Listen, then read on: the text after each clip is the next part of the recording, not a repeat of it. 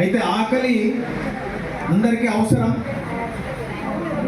దాని గురించి నేను 2 మాటలు కవితా రూపంలో మీ ముందుకు తీసుకొస్తున్నాను.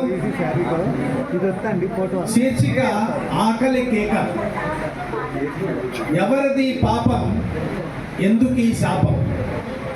కూడు గుడ్డకు నోచుకోని వైనం, దిక్కు ముక్కు లేక తల్లడిల్లుతున్న అనాథలను అభాగ్యులను పట్టించుకునే నాదుడు లేని వైనం, పట్టించుకునే నాదుడు లేని దైన్యం.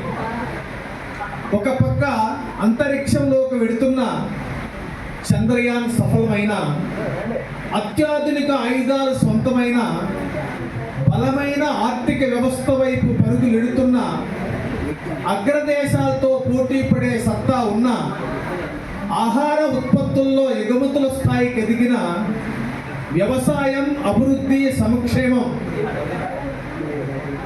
సాంకేతికతకు పెద్దపీట వేస్తున్న అతిపెద్ద ప్రజాస్వామ్య దేశంలో సుస్థిర పాలన కొనసాగుతుండగా ఎవరిది పాపం, ఎందుకు ఈ శాపం? కూడు గుడ్డకు నోచుకోని వైనం. జనాభా పెరుగుదలలో ఎంత ముందుకెళ్తున్నామో ఆకలి సూచికలో అంతే దిగజారుతున్నాం. 146 కోట్ల జనాభాలో తిండి లేక ప్రాణాలు పోగొట్టుకుంటున్న వారి కంటే తినలేక ప్రాణాలు వదిలేవారే అధికం. తిండి దొరకపోవడానికి కారణాలు ఎన్నో, తినలేకపోవడానికి కూడా అన్నే సాకులు. ఒక్క పూట కూడా తిండికి నోచుకోని వారెందరో, ఉన్నా ఏవేవో కారణాలతో తినలేని వారెందరో, అర్ధాకలతో అలమటిస్తున్న వారెందరో. కొందరు వృధా చేసే ఆహారం ఇంకొందరికి అమృతం, కొందరు పారవేసే ఆహారం ఎంతో మందికి జీవనం.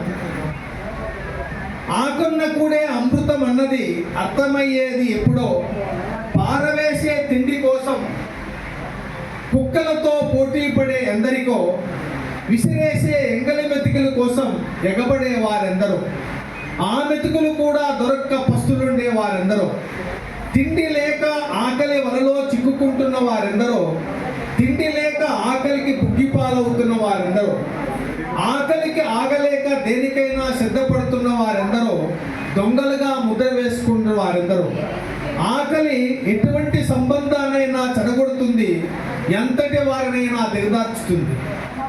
ఆకలి ఒక అగ్ని, తరతమ భేదాలు లేని అందరినీ దహిస్తుంది. ఆకలికి కులమతాలు లేవు, ప్రాంతాలు లేవు, చిన్న పెద్ద తేడా లేదు, ఆడా మగ తేడా లేదు, అంటరానితనం అంతకంటే లేదు. ఆకలి తప్పిక తోబుట్టువులు బ్రతకడానికి ప్రధాన అవసరాలు. అక్షయ పాత్ర, రాబిన్ ఆర్మీ లాంటి సంస్థలు కొందరి ఆకలి తీరుస్తున్న, అనాథ శరణాలయాలు, వృద్ధాశ్రమాలు కొందరి ఆకలి పోగొడుతున్న, ప్రభుత్వ సంస్థలు, స్వచ్ఛంద సంస్థలు ఇన్ని పథకాలు సొనగాల్స్తున్న ఆకలిని నిర్మూలించడం, నిరోధించడం కత్తి మీద సాము లాంటిది. మనిషికి అన్నం విలువ, ఆకలి బాధ బాల్యం నుంచి తెలపగలిగితే, అన్నం పరబ్రహ్మ స్వరూపం అన్నది అర్థం అవ్వగలిగితే, పోటీ విద్యల పుట్టి కొరకే అన్న మాట యథార్థం అవ్వగలదు.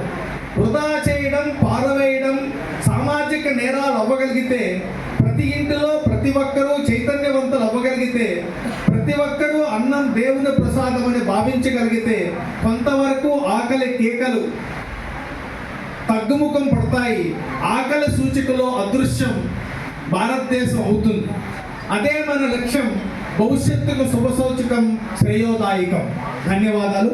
ఈ